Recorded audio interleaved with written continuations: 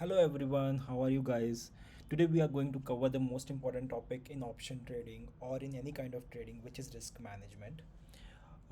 I know a lot of you guys must be hearing a lot about option sizing along with risk management, so that is a precursor to risk management chapter. So make sure that you understand the concept of option sizing before you move on to this.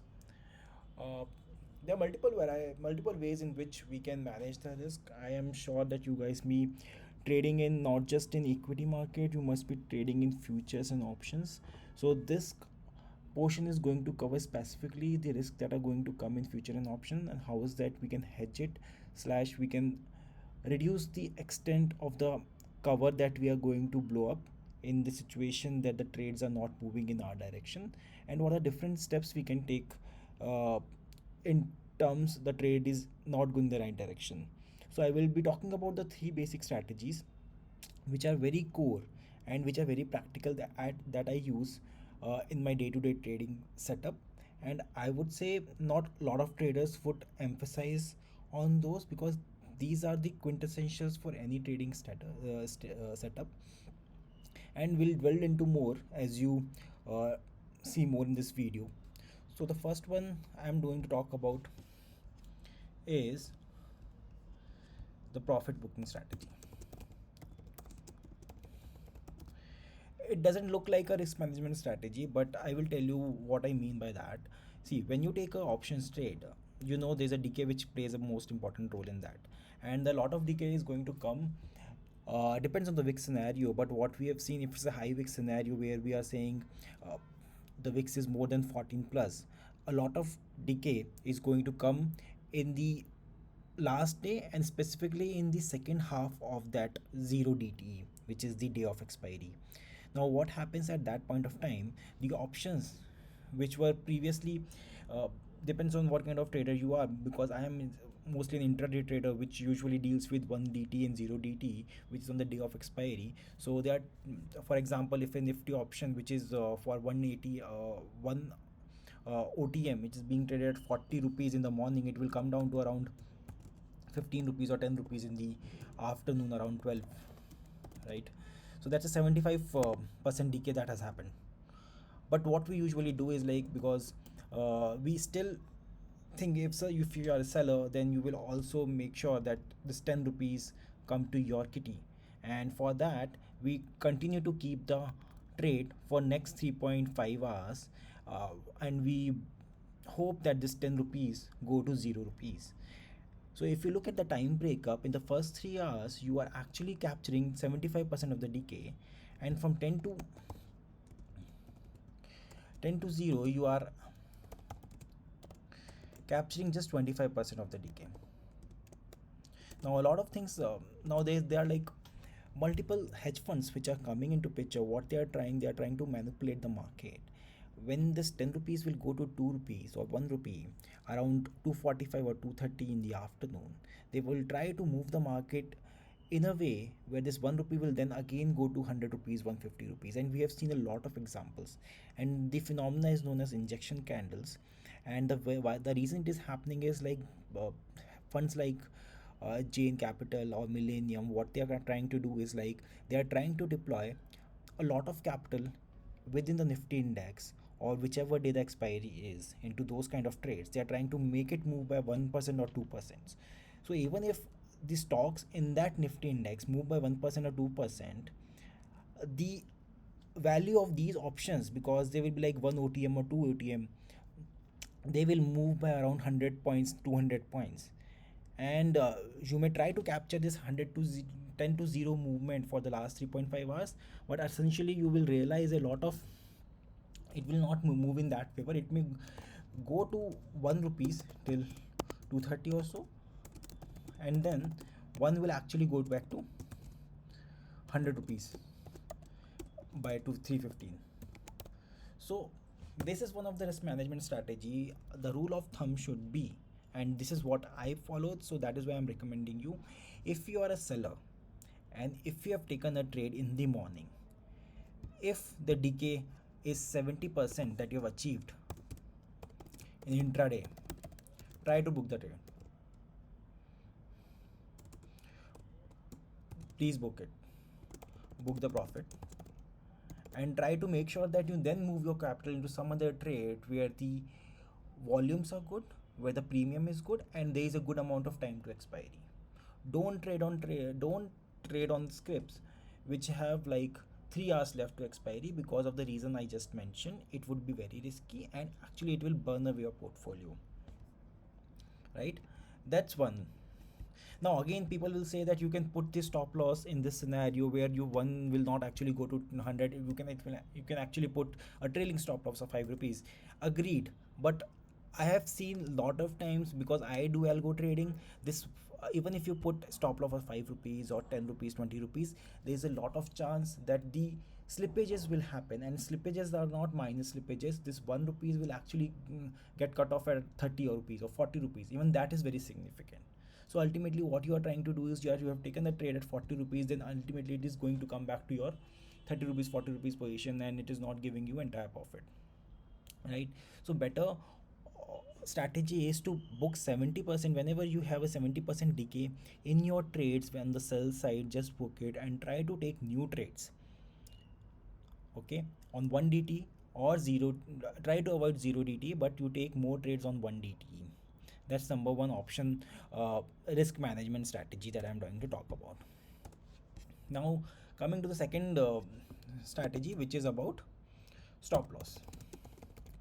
Now stop loss, there are two perspectives to it. One is for the sellers and one is for the buyers. For buyers it is very easy, because you always have a position which you have carrying. You know how much uh, capital that you can lose out of a single trade. For example, if you have taken a trade and you are taking first of all, I would like to give a simple tip. If you are a buyer, try to do ITM and never do OTMs. The reason being, decay is much faster and heavier in OTM.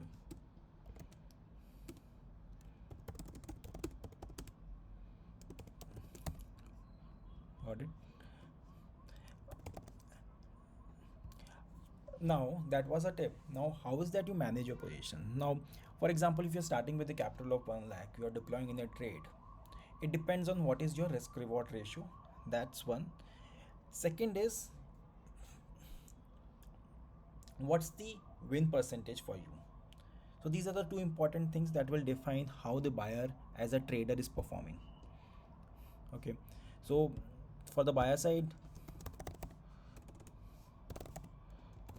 so one is risk reward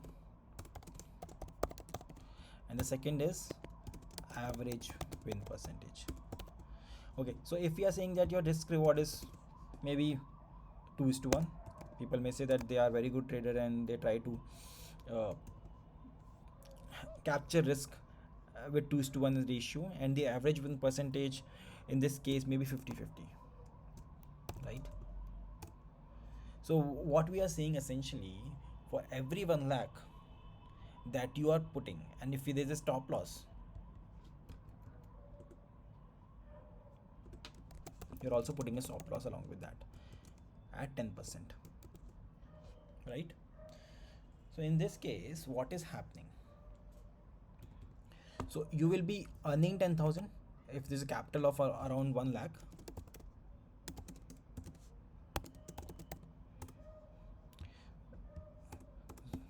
So your profitability will look like this: 0.5%, because 50% is the winning chance, into 20,000 minus, in this case, if you lose, again there's a 50% chance that you are going to lose, but if you lose, you are only going to lose 10,000. Okay, that will give you what? That will give you around 5,000. So in a particular week, if you are deploying 1 lakh capital with this as the risk reward ratio, you are going to make 5,000. And if you're going to trade for 50 weeks in a year, right?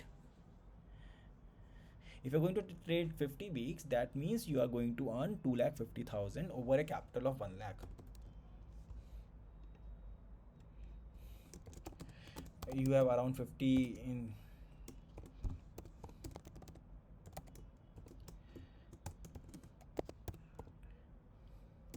250% return. Now People may argue whether 250% is realistic, it is aggressive or not. I would say because 250% is not a real benchmark that you should be assigning to yourself. If you are an intermediate to advanced trader, always make sure, because your capital will be very significant, it might be running into CRs. So what you should be doing, you should just benchmark your trades as 100% return that you want to achieve. Now let us do the backward calculations to achieve the same thing with 100% rate. So for example, if you want to have 100% returns, okay, now that means with the same 50% 50%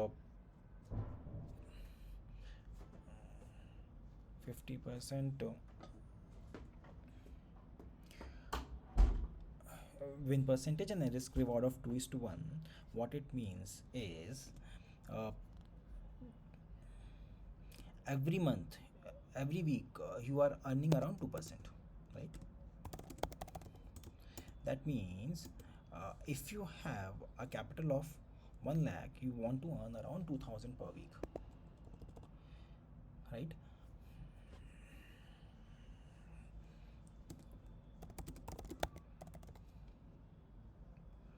So, and also what we see is, if you have 2 is to 1 as the, again we are using the same risk reward ratio, and average win as 50%. So if you plug in the same numbers, what it gives me as, if I take 4% return, 4% as the risk, that means 4% is should be my target, and 2% should be, sorry, 8% should be my target, and 4% should be my risk. This is what it says.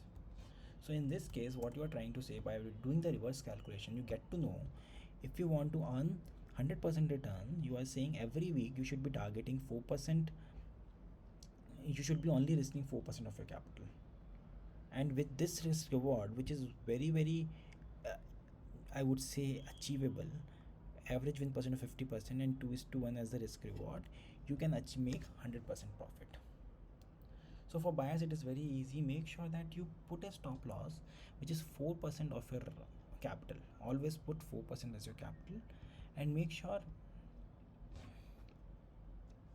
this is trailing stop loss. Make it trail as you move up. Okay, that's the second. Now third is the most important and risk management strategy that I'm going to talk about.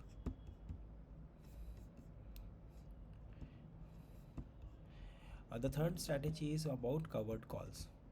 Now what do I mean by covered calls? So I understand as a seller it is very important sometimes that you uh, try to put the stop loss, there are slippages, and you don't know where to put the stop loss, because sellers, they know that you have to sell the trade but you don't know where to buy the trades. So it's better that you, instead of putting the stop loss, it is better to sometimes do covered calls. What is meant by covered calls? So what it's meant is, so instead of, or that's basically a combination when we talk about future and options, but instead of doing covered calls, what I mean over here is that you sell a bull call spread, or so be a call spread. So basically call spreads we will do. Okay, you sell OTMs 4 and buy OTM 6. Now in this case what's happening, so you are taking a risk of 100 points, but